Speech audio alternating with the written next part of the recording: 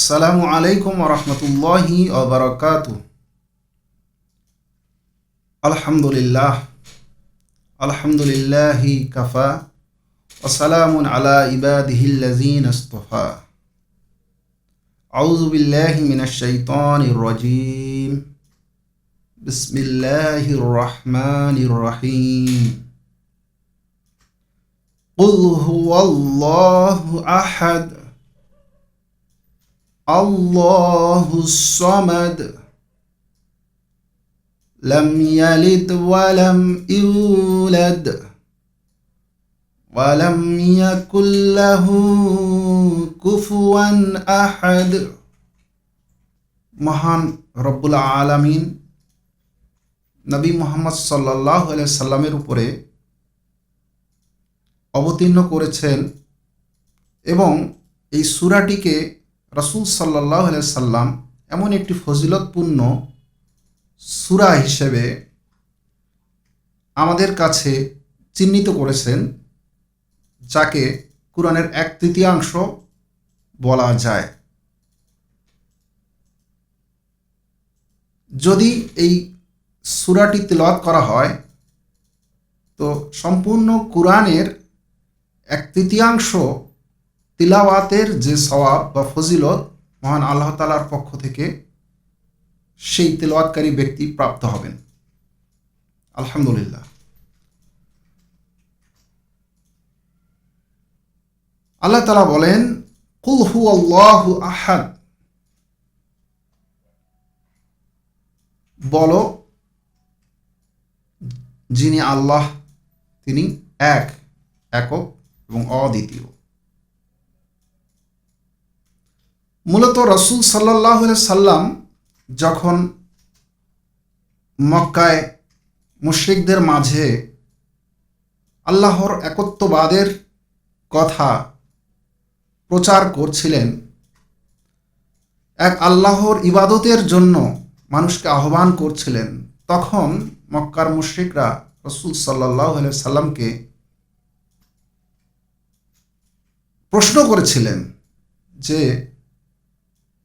তুমি কোন আল্লাহর কথা বলছো, কোন মাবুদ, একক মাবুদের কথা বলছো, তিনি কে,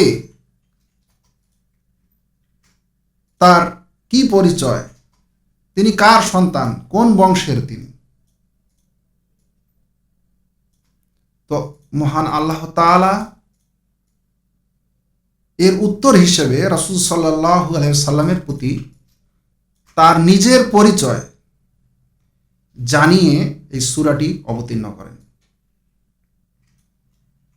আল্লাহ তাআলা জানান যে হে নবী, আপনি বলুন যিনি আল্লাহ তিনি এক, অদ্বিতীয়, দ্বিতীয় কেউ মাবুদ নয়, দ্বিতীয় কেউ রব নয়, দ্বিতীয় কেউ মর্যাদা সুমহান মর্যাদার অধিকারী নয়।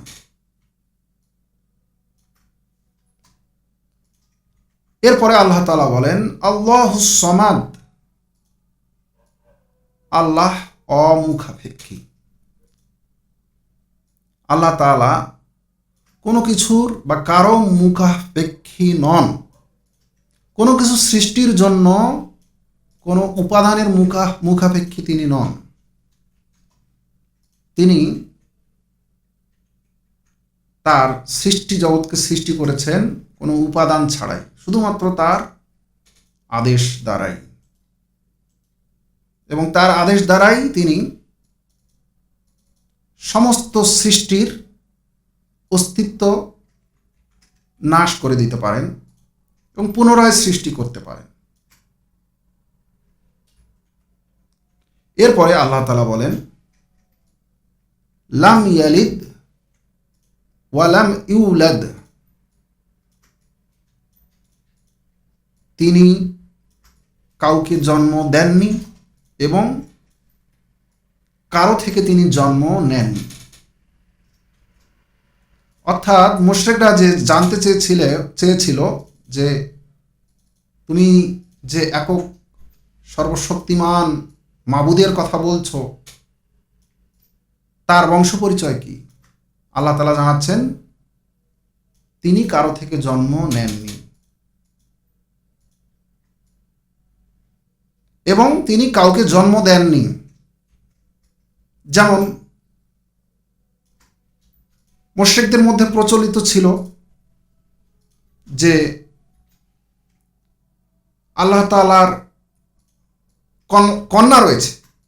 যেসব মুশরিকরা আল্লাহকে স্বীকার করত, যারা নাস্তিক ছিল না, কিন্তু তাদের ভিতরেও অনেকের এমন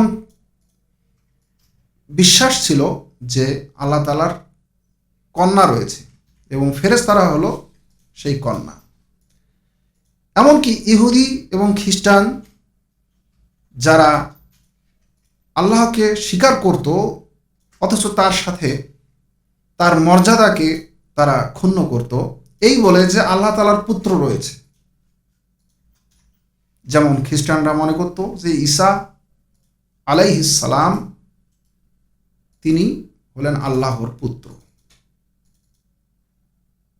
নাউজুবিল্লাহ। এবং ইহুদিরাও মনে করত যে উজাইর যিনি ছিলেন আল্লাহর এক ভিন্ন আর এক মুজেজা, যাকে আল্লাহ তাআলা 100 বছর মৃত অবস্থায় থেকে আবার পুনরায় জাগৃত করেছিলেন এবং মানুষের কাছে যখন সে ফিরে এসেছিল তাকে, অর্থাৎ সেই সময়ের মানুষেরা অর্থাৎ ইহুদিরা তাকে আল্লাহর পুত্র সাব্যস্ত করেছিল। অথচ আল্লাহ তাআলা এক, অদ্বিতীয়, তার কোনো পরিবারের প্রয়োজন নেই, তার পিতার প্রয়োজন নেই বা তার কোনো সন্তানের প্রয়োজন নেই, বরং তিনি এই সব কিছুরই স্রষ্টা।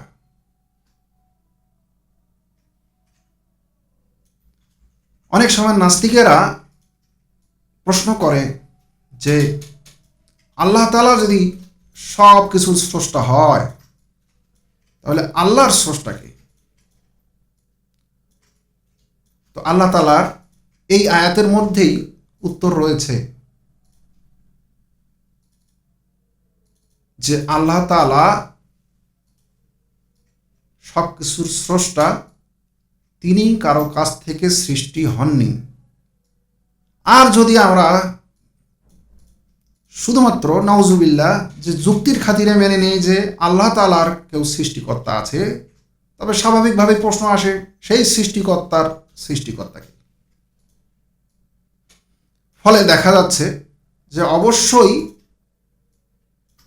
একজন সৃষ্টিকর্তার প্রয়োজন আছে, যার কোনো সৃষ্টিকর্তা নেই।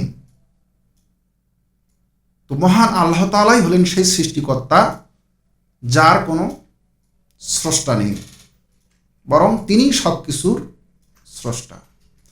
তার হুকুম দিয়েই তিনি সব কিছুকে সৃষ্টি করেছেন, উপাদান ছাড়াই তিনি সমস্ত উপাদান, সমস্ত সৃষ্টি জগৎকে সৃষ্টি করেছেন। এবং আল্লাহ তাআলা বলেন ওয়ালাম ইয়াকুল্লাহু কুফুয়ান আহাদ, কোনো কিছুই তার সদৃশ্য নয়। তার সৃষ্টি জগৎ তো কখনোই তার সদৃশ্য হতেই পারে না।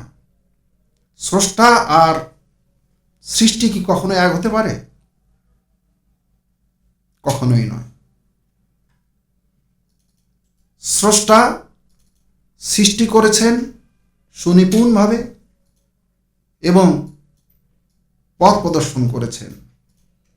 আর সৃষ্টি যারা, তারা কি কখনো নিজেদেরকেই সৃষ্টি করেছে? তারা কি নিজেদেরকে সৃষ্টি করার ক্ষমতা রাখে, নাকি এই মহাবিশ্ব সৃষ্টি করার ক্ষমতা রাখে? সূরা তুরে আল্লাহ তাআলা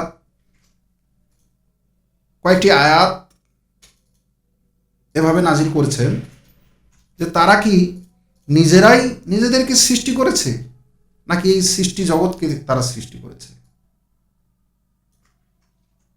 আসলে এক আল্লাহ সর্বশক্তিমান সৃষ্টিকর্তা থেকেই সমস্ত বিশ্বজগৎ সৃষ্টি এবং তিনিই এর নিয়ন্ত্রণকারী, পরিচালনাকারী এবং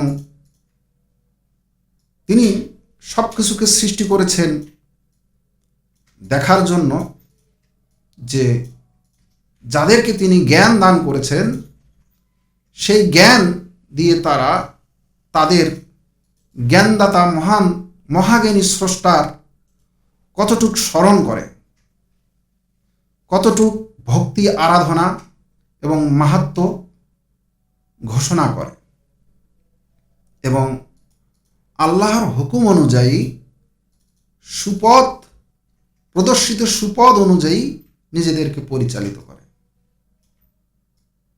আল্লাহ তাআলা এই সূরায়, সংক্ষিপ্ত সূরা হলেও এর মাঝে তার যে পরিচয় তিনি স্বয়ং ব্যক্ত করেছেন, এটা আমাদের জন্য পরম পাওয়া। তাই আমরা চেষ্টা করব এই সূরাকে ভালোবাসার জন্য আন্তরিকভাবেই এবং সলাতে এবং সলাতের বাইরে অধিক পরিমাণে এই সূরা আমরা তেলাওয়াতের চেষ্টা করব। আল্লাহ তাআলা আমাদেরকে সেই তৌফিক দান করুন। আল্লাহুম্মা আমিন। আসসালামু আলাইকুম ওয়া রাহমাতুল্লাহি ওয়া বারাকাতুহু।